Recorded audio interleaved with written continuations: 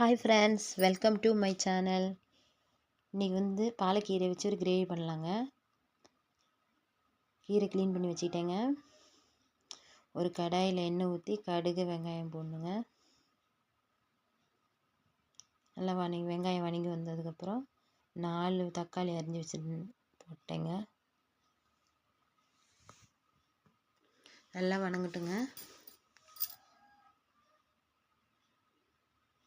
இந்த பாலக்கீரை வந்து ஈஸியாக க்ளீன் பண்ண ஈஸியாக சமைக்கலாம், நல்லா டேஸ்டியாகவும் இருக்கும். தக்காளி வணங்கிட்டுருக்குங்க. இப்போ தேவையான அளவு மஞ்சத்தூள் போடலாங்க. இப்போ தக்காளி சீக்கிரம் வணங்கிடுங்க.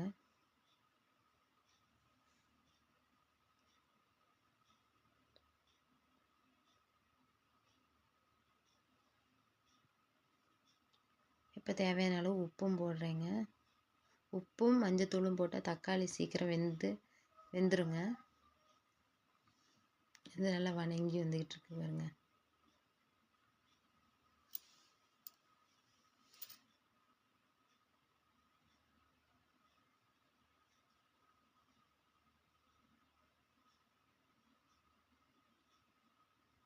நல்லா உடச்சி விடணுங்க. தக்காளி நல்லா பாருங்க, எண்ணெய் பிரிஞ்சு வருது நல்லா வணங்கி. இப்போ க்ளீன் பண்ணி அரிஞ்சு வச்சுருக்க பாலக்கீரையை போடலாங்க.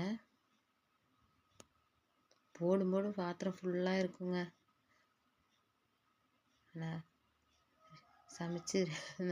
சமைச்சு முடியும் போது பாருங்கள், நீங்களே பாருங்கள், கம்மியாக கொஞ்சமாக தான் இருக்கும்.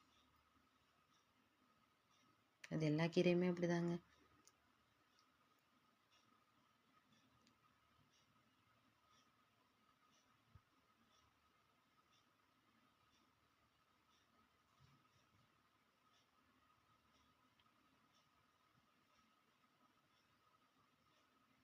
நல்லா வணங்கட்டுங்க.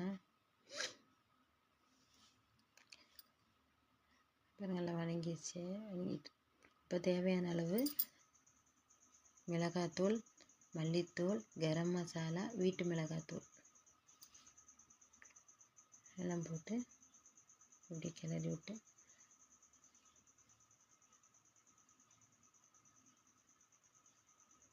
நல்லா எண்ணெய் பிரிஞ்சு வரும் பாருங்க.